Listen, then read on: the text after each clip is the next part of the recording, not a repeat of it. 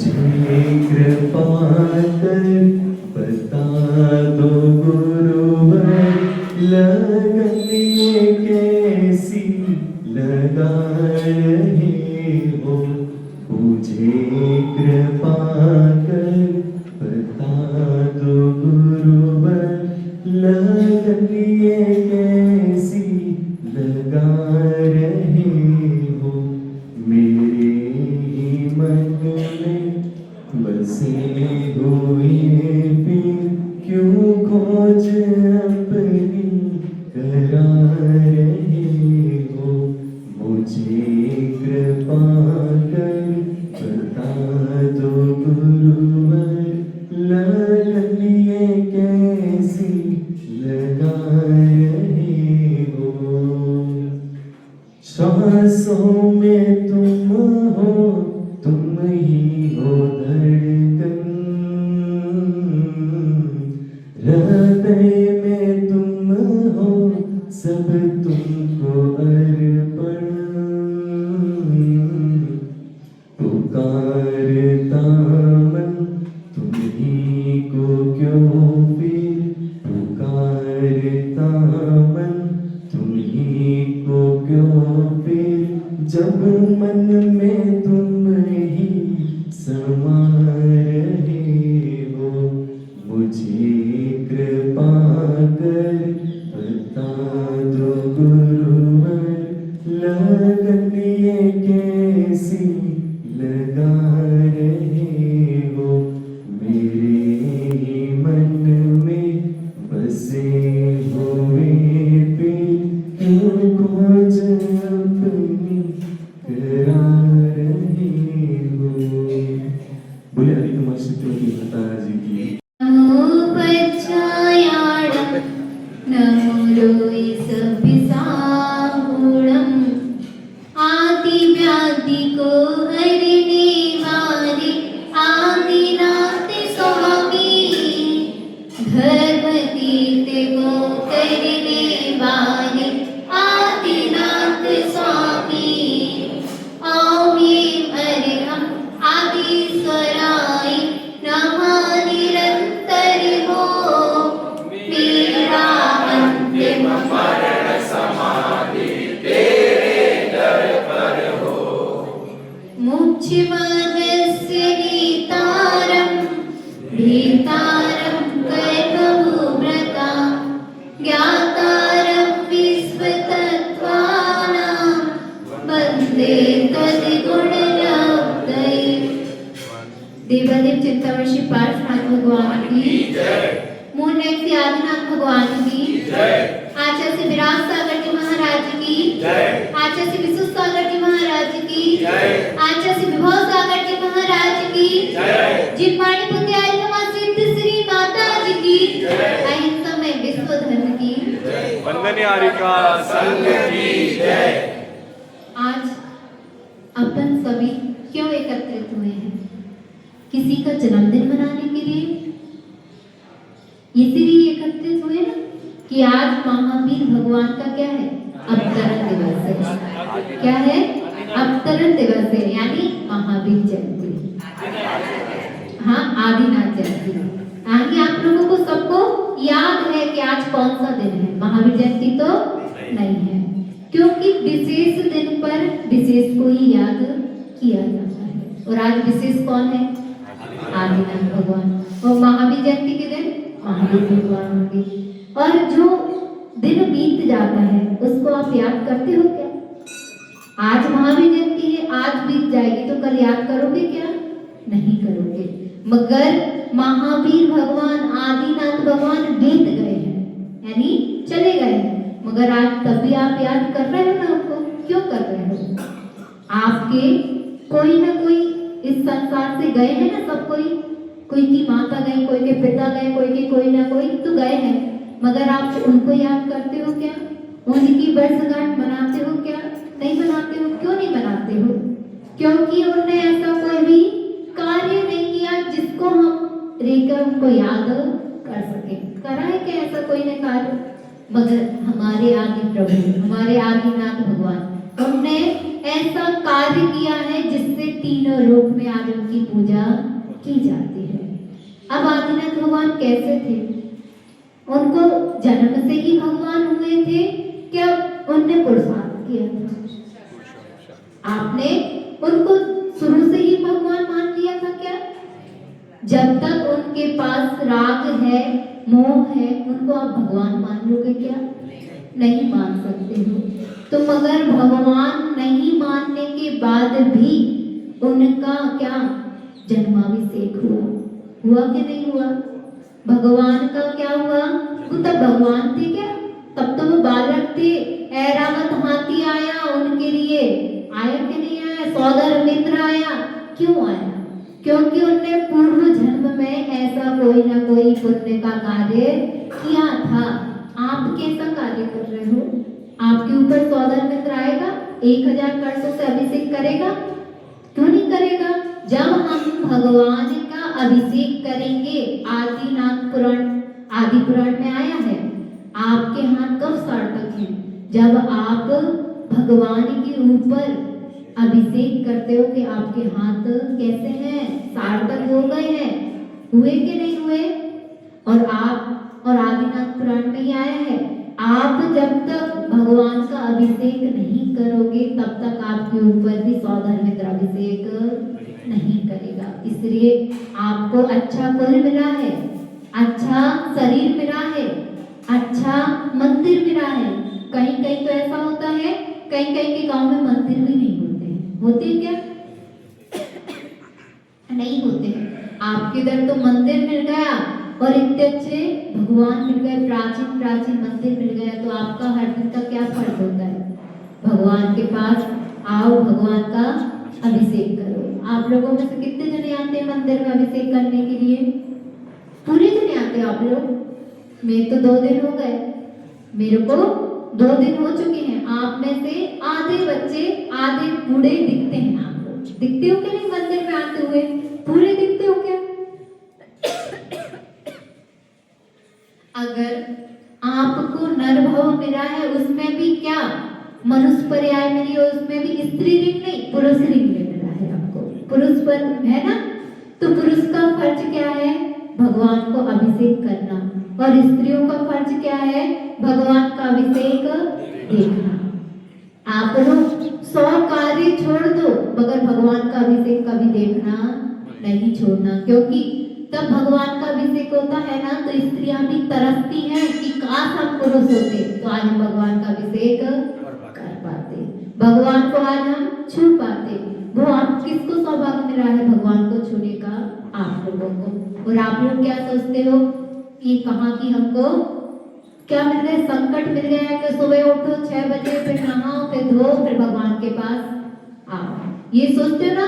कोई कोई तो ये सोचता है कि काश हम पुरुष ना होते तो हमको भगवान का अभिषेक नहीं करना पड़ता।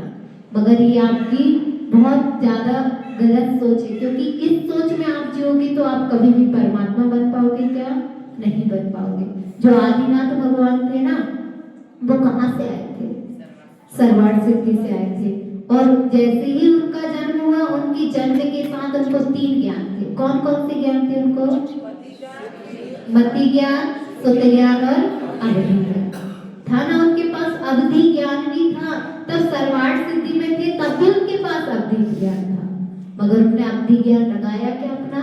नहीं लगाया। और आप सबके लिए तब युवावस्था में राजकुमार बन गए, तो आप सबके लिए उन्होंने क्या किया? 80 मसी कृषि सब वाणिज्य कलाएं आप लोगों को सिखाई, और उसके कारण उनका क्या हुआ? उनने एक बैल के मुख पे क्या बांधा था? मूसा बंधवाया था। तो उसके कारण उन्हें सिर्फ 6 महीने के लिए 6 महीने के लिए नहीं बंधवाया था, 6 घड़ी के लिए उन्हें बंधवाया था। और उसके अंतराल में उनको क्या करना भोगना पड़ा? 6 महीने तक उनको आहार नहीं मिला। मगर उनके पास अवधि ज्ञान तो था ना कि अगर मैं ऐसा करूंगा तो मेरे साथ ऐसा हो जाएगा। मगर उन्होंने अपने लिए सोचा क्या? आपके लिए सोचते रहे, आपके लिए विचार करते रहे कि मुझे कोई बात नहीं, मुझे भोजन नहीं मिलेगा तो मेरा शरीर चल जाएगा, मगर आपको भोजन नहीं मिलेगा तो आपका शरीर चलेगा क्या? अब भगवान कौन से जन्म से काल में उत्पन्न हुए थे? कौन से काल में? कौन से काल में जन्म हुआ था? तीसरे काल में। कौन से काल में? तीसरे काल में। और चतुर्थ काल में कौन सा जन्म हुआ था? महावीर भगवान का। महावीर भगवान का हुआ था चौथे काल के अंत में हुआ था। और आदिनाथ भगवान का क्या हुआ था? तीसरे काल के अंत में।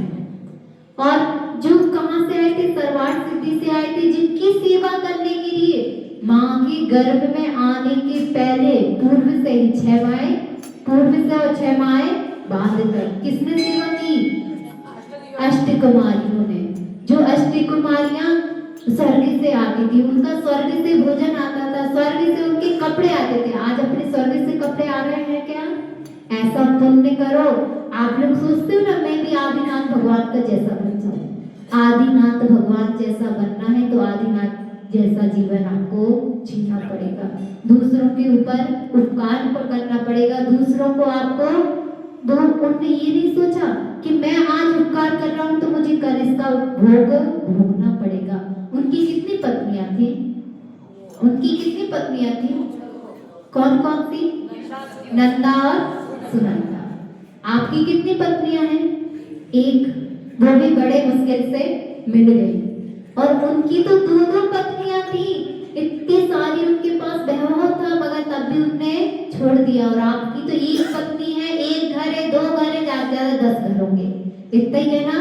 2 किलो सोना होगा ज्यादा से ज्यादा। एक जने के पास 2 किलो सोना या 10 किलो सोना है ना, क्योंकि बागड़ है। बागड़ तो वैसे भी भोजपुर में है, तो आप लोगों के पास सोना चांदी तो ज्यादा होता है।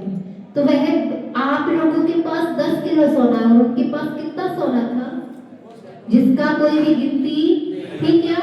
आपकी तो सोने चांदी की बर्तनों की गिनती है, मगर उनके इधर तो सोने चांदी की बर्तनों की भी गिनती नहीं थी। उनने इतना सारा वैभव छोड़ दिया, मगर आपने क्या किया? उनने छोड़ा तो आपने ग्रहण कर लिया। बस जो आप लोग जो अनादि काल से भूल करते आ रहे हो ना, आप कहते हो हमको भगवान बनना है, हमको महावीर बनना, हमको आदिनाथ बनना, हमको राम बनना है, हमको ये बनना, फलाना बनना है, ढिकाना बनना है, सब बनना है। मगर उनके जैसा एक बार उनके जैसा आप आचरण तो कर लो। एक दिन का आचरण आपको भगवान बना देगा, और एक दिन का आचरण आपको शैतान बना देगा। बनाएगा कि नहीं? जो एक दिन का आप आचरण करके तो देखो भगवान जैसा, एक दिन आप बैठ के तो देखो आपको कितना आनंद मिलता है। आप लोग क्या करते हो? आपसे गलती हुई, आप स्वीकार करते हो क्या? करते हो क्या? मगर भगवान आदिनाथ भगवान ने अपनी गलती को स्वीकार किया, और गलती को स्वीकार करके उसको छोड़ दिया। क्या गलती की थी उनने? क्या गलती की थी उनने? असी मसी कृषि सब चीज सिखाई थी। ये गलती की थी क्या? नहीं। ये आप लोगों के ऊपर उपकार किया था। दूसरे को कैसे? क्योंकि उनको पता था आज तो हम इतना अच्छा सेना उनको प्राप्त है। उनको कौन सा सेना था? ब्रज। और आपका कौन सा सेना है? कौन सा? असम प्राप्ति का सेना है ना आपके पास। सबसे हीन सेना किसके पास है?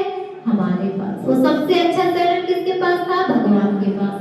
मगर वो सेना होने के बाद भी उनको पता था, क्योंकि आगे चल के इतना अच्छा सेना नहीं बचेगा, तो हम तो 6-6 महीने की भूख को सहन कर सकते हैं, मगर जो पंचम काल के प्राणी रहेंगे वो इतने दिन के भूख सहन कर पाएंगे क्या? नहीं कर पाएंगे। इसलिए आपकी सोच के लिए उन्होंने हर दिन के लिए 6 माह के लिए का उपवास ग्रहण किया, और 6 माह के बाद उन्होंने क्या करा? हर दिन के दूसरे के घर पर जाते आहार के लिए, और आहार नहीं मिलता तो फिर वापस आ जाते। किसके लिए किया? हमारे लिए किया, क्योंकि उनको पता था कि आज हम नहीं उठेंगे तो पंचम काल के मनुष्य इतने वो है कि जब हम नहीं उठेंगे तो वो कहेंगे महावीर भगवान आदिनाथ तो उठे नहीं थे, मगर आजकल के मुनि क्यों उठ रहे हैं भोजन को? यही कहेंगे ना आप लोग। मगर उन्होंने सिखा दिया कि हम भी उठते हैं, क्योंकि हमारा सेना ऊंचा है, मगर तब भी हम भोजन करने के लिए जाते, आहार करने के लिए जाते हैं। तो इसलिए पंचम काल के साधु तो जाना ही पड़ेगा। किस लिए भोजन करने के लिए जाते हैं साधु? किसके लिए जाते हैं भोजन करने के लिए? कि हमारा रत्नात्रय की अच्छे से साधना हो सके, इसलिए जाते हैं कि हमारा शरीर अच्छा दिखे इसलिए भोजन करते नहीं। साधु उतना ही भोजन ग्रहण करता है जिससे उसका रत्नत्रय अच्छे से पल सके। वैसे ही साधु और आचार्य वो आदिनाथ भगवान को प्रथम आहार किसने दिए थे? राजा श्रेयांस ने। और राजा सौंप किसका नाम था? उसके उनका ही अपन नाम था, राजा श्रेयांस और राजा सौंप। इनने ही आहार दिए थे ना प्रथम। और आप लोग तब आहार का चौका लगाते हो। जैसे राजा श्रेयांस और राजा सौंप के मन में भाव आए थे और उनने एक बार आहार दिया और उनका एक भाव बचा, उसी भाव से कहाँ चले गए वो? मोक्ष चले गए। और अपन तो 1000 बार आहार देते, 1000 बार चौका लगाते, मगर अपन मोक्ष जा पा रहे क्या? एक बार चौका लगाओ, मगर कैसे चौका लगाओ? राजा सौंप और राजा श्रेयांस जैसा एक बार चौका तो लगा के देखो। आप लोग क्या करते हो? चौका तो लगाते हो मगर दिखावे के लिए लगाते हो। और राजा सौंप और राजा श्रेयांस ने दिखावा के लिए चौका लगाया था। क्या उनकी नवदा भक्ति कैसी की थी? भाव पूर्वक की थी। और आप लोग कैसे करते हो? अगर माताजी ने बोल दिया, महाराज जी ने बोल दिया, नहीं भैया हमारे लिए तो रोटी सब्जी और दाल बनाना। क्या है? आपको दूसरे को दिखाना ही तो है। दूसरे के दिखाने के लिए आप क्या करते हो? 56 प्रकार के व्यंजन बनाते हो। अगर कोई ने बोल दिया कि इतना सारा क्यों बनाते हो, तो क्या बोलते हो? माताजी अगर हम इतना सारा नहीं बनाएंगे तो दूसरे हमसे क्या बोलेंगे? दूसरे की दिखावटी के लिए आप क्या करते हो? भोजन बनाते हो कि नहीं? अपने भावों से जितना भोजन बनाओगे, जितना कम भोजन बनाओगे उतने अच्छे भाव रहेंगे। और जितना ज्यादा भोजन बनाओगे, एक दिन चौका लगा लोगे, 2 दिन चौका लगा लो, 3 दिन क्या कहोगे? भैया अब हमारी कैपेसिटी नहीं बची है। क्यों नहीं बची है? क्योंकि एक दिन का ही चौका कितने का पड़ता है? आप लोगों का पड़ता है ना, महंगा पड़ जाता है। और क्या कहते हो फिर? हमसे दूसरे दिन का चौका अब नहीं होगा, आप दूसरे को दे दो। अगर आप अपनी गुंजाइश से चौका लगाते ना, जैसा आप खाते हो वैसा साधु को खिलाते ना, तो चौके लगाने में आपको कभी भी परेशानी आती क्या? नहीं आती। मगर अपन क्या करते हैं? दिखावे के लिए आप इतना चौका लगाते हो, चौके में छक्का लगा देते हो। और जो चीज साधु खाता भी नहीं है वो चीज भी बना के रख देते हो। फिर बाद में क्या कहते हो? माता जी आपने तो कुछ भी नहीं दिया। अब आप माता जी आप खा के देखना कितना भोजन आप खा सकते हो। एक दिन में कितना भोजन आप कर सकते हो, उतना ही भोजन तो माता जी करेंगे। आप कभी भी रबड़ी खाते हो तो कितनी प्लेट रबड़ी खाते हो? कितनी कटोरी रबड़ी खाते हो भैया? 1 कटोरी, ज्यादा से ज्यादा 2 कटोरी इतनी खाओगे ना। और साधु को कितनी कटोरी रबड़ी खिलाते हो आप लोग? कितनी? जितनी आन दो जान दो, बस एक खत्म हुई तो दूसरी अजान दो, दूसरी खत्म हुई तो तीसरी। और ऐसा विवेक के साथ आप कार्य करोगे तो कभी भी साधु को आलस नहीं आएगा। वो बिना विवेक के साथ आप कार्य करोगे तो ना साधु ना सामायिक कर पाएगा, ना प्रतिक्रमण पर कर पाएगा, ना अपनी कोई भी चर्याएं कर पाएगा। क्यों नहीं कर पाएगा? क्योंकि आप उसको इतना कहते हैं। साधु का भोजन और एक गर्भस्थ शिशु का भोजन एक सा होता है। जैसे आप गर्भस्थ शिशु रहता है ना पेट में माँ के, तब वो माँ न चिरपा खाती है, ना ज्यादा मीठा खाती है, ना ज्यादा खट्टा खाती है। क्यों नहीं खाती है? क्योंकि हमारे जो गर्भ में बच्चा है ना उसको परेशानी होगी। वैसे ही ग्रंथराज में लिखा है कि जैसा भोजन आप गर्भस्थ शिशु को करवाते हो ना, आप करती हो ना माँ, वैसा ही भोजन आपको अपने माता जी महाराज जी के लिए करवाना चाहिए। करवाती हो आप लोग वैसा ही भोजन? करवाते हो क्या? नहीं। आप तो जैसा भी आ रहा है और जान दो, बस इसकी ही तो परंपरा को अपन को बदलना है। उसमें आप जैसा विवेक अपने गर्भस्थ शिशु के लिए रखते हो ना, वैसा ही विवेक किसके लिए रखना? साधुओं के लिए। अब आप लोगों की तरह आज क्या निकलेगा? जुलूस निकलेगा ना, अच्छी शोभा यात्रा निकलेगी। मगर शोभा यात्रा तब तक शोभा को देगी जब तक आप लोग उस शोभा यात्रा में होंगे। और शोभा यात्रा किसकी निकल रही है? 3 लोग के नाथ की। और 3 लोग के नाथ में 30 से 40 जने रहेंगे तो क्या शोभा यात्रा अच्छी लगेगी? क्या नहीं लगेगी। जितने कलिंजरा में है, जब तक शोभा यात्रा अपने मंदिर से मंदिर में तक वापस ना जाए तो ये प्रण लेके जाना मंदिर से कि भगवान भगवान जब तक हमारे मंदिर में नहीं आ जाएंगे तब तक हम कोई भी घर पर नहीं जाएंगे। एक नियम तो ले सकते हैं ना सब कोई कि भगवान की शोभा यात्रा में हम जब तक रहेंगे तब तक भगवान अपने मंदिर में नहीं आ जाएंगे। सब ले सकते हो ना आप लोग ये नियम? और सब कोई कैसे चलोगे? आज भगवान की प्रभावना करनी है आपको, करना है क्या नहीं करना है आपको? भगवान की प्रभावना करनी है तो आपने वो बकरी की चाल देखी, मेंढक चाल देखी है कि नहीं देखी है? मेंढक वो कैसे चलते हैं, भेड़ चाल कैसे चलती, एक के पीछे चलते हैं क्या नहीं चलते हैं? बिल्कुल सभ्य होके चलते, एक चढ़ा तो आगे आगे पीछे पीछे सब कोई चलते जाते हैं। बस आपको भी वैसे ही चलना है। कैसे चलना है? एक के पीछे एक और अच्छे सभ्य बनकर। ऐसे नहीं इधर कोई लड़ाई कर रहा, कोई उधर लड़ाई कर रहा, ऐसे नहीं चलना है। अच्छे से चलना है, बिल्कुल सभ्य होकर, है ना? तो अपनी जैन कुल की परंपरा आगे बढ़ेगी। वो भी कहेंगी कि हाँ देखो जैनों के जुलूस कैसे निकलते, बिल्कुल शांति से। आप लोग क्या करते हो? जब कोई भी रैली निकालते हो तो कैसे निकालते हो? मौन होके निकालते हो क्या नहीं? जैनों की रैली कैसे निकलती है? मौन पूर्वक निकलती है। और जुलूस कैसे निकलते हैं आप लोगों के? मौन पूर्वक निकलते हैं क्या? जुलूस भी आपको मौन से नहीं निकालना है, मगर उसमें अच्छे से सभ्यता दिखनी चाहिए। आपकी जुलूस में दिखनी चाहिए क्या नहीं दिखनी चाहिए? भाभियां क्या करती हैं? भाभियां सबसे आगे हो जाती हैं और अगर उनसे बोले 2 की लाइन लगाओ तो वो कितनी की लाइन लगाएंगी? 4 की लाइन लगाएंगी। और उनसे 4 की बोलो तो कितने की लगाएंगी? 8 की लगाएंगी। इसलिए जैसी व्यवस्था बनाए सबको तो वैसी व्यवस्था में मन को चलना है। और अगर आप आज व्यवस्थित चलोगे तो आपका कल जीवन व्यवस्थित हो जाएगा। और अगर आप जुलूस में ही व्यवस्थित नहीं चल पाओ तो आपका जीवन व्यवस्थित होगा क्या? आप देखना घर के बाहर जो व्यवस्थित इंसान होते हैं ना, उनके घर के बाहर कपड़े भी व्यवस्थित लगे होते हैं। और जो व्यवस्थित इंसान नहीं होता है ना तो वो कपड़े भी इधर उधर ऐसे वैसे टांग देता है। अगर चौके में जाते हैं ना तो जो व्यवस्थित इंसान होता है उसका चौका कैसा होता है? व्यवस्थित होता है। और जीवन का आपको पता करना है ना, माता जी महाराज जी की तरह अगर आप जाओ और देखना कितना साधु व्यवस्थित है। अगर साधु का सामान इधर उधर पड़ा है ना, चौकी व्यवस्थित नहीं है तो वो साधु भी व्यवस्थित है क्या? हाँ, साधु तो व्यवस्थित हो सकता है, मगर आप चौके में जब भी जाते हैं ना, चौके में देखना जिसका चौका व्यवस्थित होगा तो आप समझ लेना कि वो भी जीवन ऐसा व्यापन करना पसंद करता है। और अगर जिसका चौका अव्यवस्थित होता है ना तो समझ जाना कि ये इंसान भी अभी व्यवस्थित नहीं।